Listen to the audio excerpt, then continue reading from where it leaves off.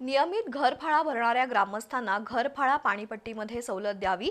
गावातील तेली आणि जाधव कुटुंबांना पुलाच्या पूर्वेकडील जुना रस्ता कागदोपत्री मालकी हक्कानं द्यावा. गावच्या हद्दीतील सर्व रस्ते आणि पाणंद रस्ते अतिक्रमण मुक्त करावेत. यासह अन्य मागण्यांसाठी आम्ही घुळकीकर या संघटनेच्या वतीनं ग्रामपंचायतीसमोर धरणं आंदोलन करण्यात आलंय.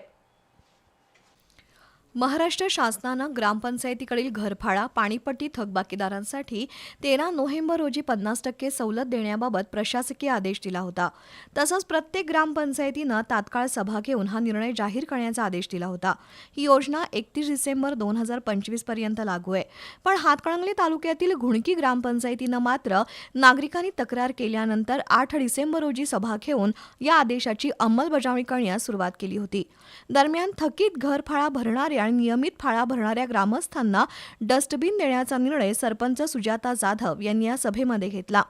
त्यावेळी ग्रामपंचायत सदस्य संजय बुड्ढे, शहाजी सिद्ध यांनी डस्टबिन देण्यास विरोध करून त्याऐवजी ज्या ग्रामस्थांनी नियमित घरफाळा आणि पाणीपट्टी भरली आहे त्यांना सवलत द्यावी अशी मागणी केली. त्याला ग्रामसभेनं मान्यता दिली होती. त्याची अंमलबजावणी व्हावी. गावातील तेली आणि जाधव कुटुंबांना पुलाच्या पूर्वेकडील जुना रस्ता कागदोपत्री मालकी हक्कानं द्यावा. गावच्या हद्दीतील सर्व रस्ते आणि पाणंद रस्ते अतिक्रमण मुक्त करावेत. बाजारपेठेतील बस थांबा अतिक्रमण मुक्त करावा. माहिती कायद्याअंतर्गत मागितलेली माहिती दिशाभूल न करता द्यावी.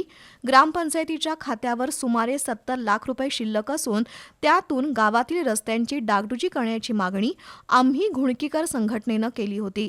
पण ग्रामपंचायतीनं ही मागणी धुडकावून लावली.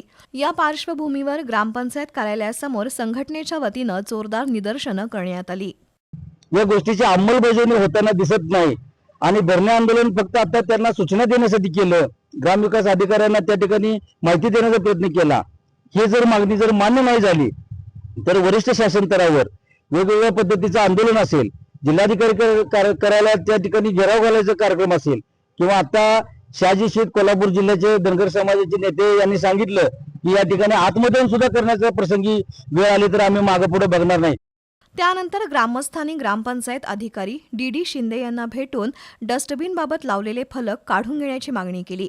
यावेळी शहाजी सिद्ध, संजय बुड्ढे, सचिन सिद्ध, बाजीराव पाटील, संजय जाधव, शिवाजी जाधव, सचिन जाधव, आदिनाथ सिद्ध यांच्यासह ग्रामस्थ उपस्थित होते. दरम्यान ग्रामसभेमध्ये डस्टबिन देण्यास विरोध झाला असून त्याऐवजी नियमित फाळा भरणाऱ्या ग्राहकांना सवलत द्यावी अशी मागणी ग्रामस्थांनी केली होती. त्याबाबत वरिष्ठांकडून अभिप्राय मागवला असून त्यानंतर निर्णय घेतला जाईल. तसंच डस्टबिनसाठी कोणतीही आर्थिक तरतूद सध्या नाही असा खुलासा ग्रामपंचायत अधिकारी डी शिंदे यांनी केलाय. 15वी आयोगाची आता सध्याची रक्कम चालू आणि मागील वर्षात हे सहित 70,68,000 इतकी असून त्या आराखड्यानुसार खर्च करण्यात येईल. तसेच झालेल्या ग्रामसभेमध्ये जे 50% मागील आणि चालूला सूट देणे, तसेच त्यामध्ये चालू वर्षाचा जो 25-26चा फळा त्याला ते दोन्ही यांना डस्टबिन देण्याचं सरपंचांनी जाहीर केलं होतं. परंतु डस्टबिनला कुठली निधी जिचं नियोजन नसल्यामुळं किंवा ग्रामपंचायतीमध्ये त्याला मंजुरी घेणं, त्याचं सगळं नियोजन करणं ते करून करायला लागतं. त्यासाठी आता सध्या तरी डस्टबिनसाठी कुठे नियोजित नाही.